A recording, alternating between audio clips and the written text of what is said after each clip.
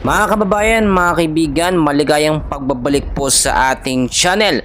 Ngayong araw po ng Sabado, November 9, 2024. Update ko lamang po kayo sa lagay ng ating panahon. Pero bago ho yan, huwag niyo po munang kakalimutan na i-like at i-subscribe ang ating YouTube channel. Ito po ay para ma-notify ko kayo sa ating mga susunod po na mga latest weather update.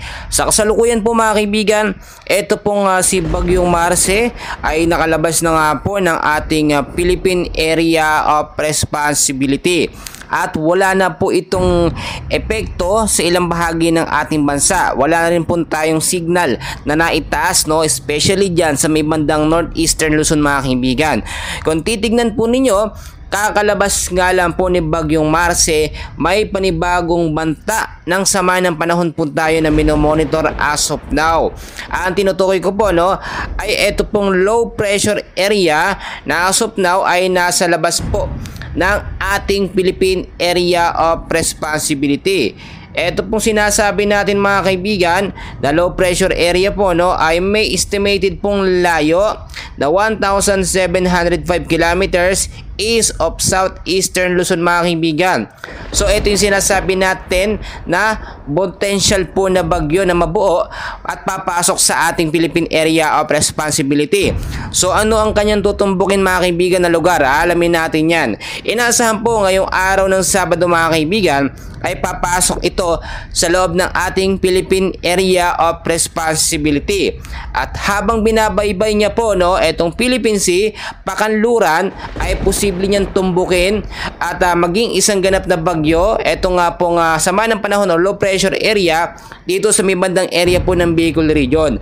So alam naman natin mga kaibigan, kaka-recover lamang ng Bicol Region dito kay Bagyong Christine mga kaibigan. Ito na naman po ang panibago, no. Inaasahan na posibleng maging bagyo itong low pressure area na to at tatawagin Bagyong Nika sa loob ng ating bansa, no. Ito yung local name po niya habang papalapit po dito sa may Bicol Region area, pakanluran mga kaibigan. So pinag-iingat tayo dahil may mga posibilidad din mga kaibigan na ito yung maging malakas na bagyo. And as of now, may mga posibilidad din na mangyari na ito ay humina or malusaw. So patuloy tayong mag-antabay. Ang mahalaga ay maging handa tayo mga kaibigan ngayon pa lamang po, no.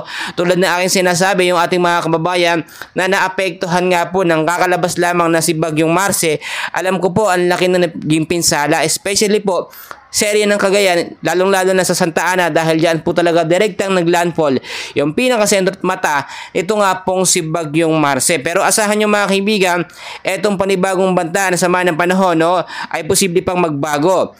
Yung dalawa naman na low pressure area nasa may bandang Silangang Mindanao, malayo po ito mga kaibigan. As of now, wala itong direktang epekto or magiging epekto sa ating bansang Pilipinas at posible ang malusaw within the next 48 hours, no. So dito tayo sa mas malapit nagmo-monitor at nag-aantabay, no. Binabantayan natin si Bagyong Nika. Ito nga yung sinasabi natin na posibleng bagong sama ng panahon, no. Yung kanyang magiging lokasyon, track, intensity at yung mga lugar na posibleng daanan.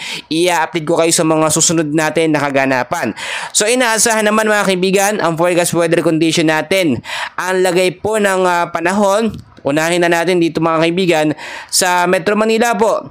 Asahan natin ang 30% na chance ng pag-uulan, lalong-lalo na po sa hapon at sa gabi, mahina hanggang sa posibleng malalakas dahil po sa banta ng localized thunderstorm. Ang temperatura naman dyan ay nasa 25 to 32 degrees Celsius. Sa Baguio, 17 degree to 23 degrees Celsius. 10% po yung chance ng pag-uulan, mababa po masyado. Sa Lawag naman, 24 degree to 31 degrees Celsius mga kaibigan, mababa rin ang chance ng pag-uulan. So asahan natin na medyo maaliwalas na panahon dyan po sa area ng Luzon. Samantalang sa Bacolod naman mga kaibigan, ang temperatura po nasa 26 to 33 degrees Celsius. Mababa din ang tsansa ng pag-uulan. Iloilo 26 degrees Celsius to 32 degrees Celsius. Wala pong impormasyon sa pag-uulan pero ang nakikita natin dito, mababa din yung tsansa po ng pag-uulan, no? Dahil nga kung si Bagyong Marce ay nakalabas na, ito namang bagong low pressure area na papasok sa ating par, wala pa masyadong epekto o direktang epekto sa ilang bahagi ng ating bansa. Samantalang sa Mindanao naman, Cagayan de Oro, 24 degrees Celsius at mababa ang tsansa ng pag-uulan. Davao, 25 degrees Celsius hanggang 33 degrees Celsius mainit mga kaibigan. So mababa ang tsansa ng pag-uulan. Asahan natin ang medyo maaliwalas na panahon sa mga lugar na aking nabanggit. Pero pagdating sa hapon at sa gabi mga kaibigan, ilang bahagi ng Metro Manila, Luzon, Visayas at Mindanao, posible ding maapektuhan ng localized thunderstorm. Yung mga localized thunderstorm mga kaibigan, bigla ang pag-uulan yan mga kaibigan na madalas tuwing hapon po sa gabi nangyayari. So ang sinasabi ko mga kaibigan, kapag ganitong may banta na naman ng panibagong sama ng panahon, no? Tulad na yun, may minomonitor tayo, lagi kong pinapaalala, maging handa tayo, maging informed tayo sa lagay po ng panahon. Importante po kasi na nakahanda tayo ng mas maaga kaysa madedelay na naman, magiging late na naman yung paghahanda natin kung kailan naging bagyo na, no? At meron tayong mga paalala sa ating mga kaibigan, no, mga kababayan. Unang-una, wag po tayo magputol ng labis ng mga sanga, ang mga punong kahoy, no? Yan kasi yung minsan nagpo-protect sa atin lalo na sa malalakas na hangin at sa mga pag-uulan. Iayos din po natin ang daloy ng mga tubig sa mga kanal, sa mababang lugar po, no? Para kapag umulan ng bugso malalakas, hindi po magkakaroon ng mga biglaang pagbabaha, no? Nakita naman natin si Bagyong Marcy, ang tindi ng pinsalang naidulot, no? At syempre, alam naman natin ang laking pinsala na idulot niyan sa North Luzon, sa may Cagayan, dyan sa may Babuyan Island, no? And hopefully, itong Bagyong Nika malusaw. Once kasi na mangyari yan or direkta dito sa Central Luzon, mas delikado po. Mas maraming mapipinsala at mabababa ang lugar dyan mga kaibigan na hindi naghahanda kapag may mga bagyong parating. Kaya naman ako, patuloy po ako nag-update sa inyo kahit mapuyat kami dito ng aking team, basta makapag-update lamang kami sa lagay ng panahon. Importante kasi yung nasasabihan namin kayo ng mas maaga, so as possible, nakakapaghanda tayo sa lagay ng ating panahon. Panghuli mga kaibigan, paalala ko lamang, panalangin ng mahalaga, no? Hindi po tayo pababayaan ng Diyos sa ganitong klaseng nangyayaring mga sakuna, mga bagyo na sunod-sunod mga kaibigan. May protection po ng Panginoon yan.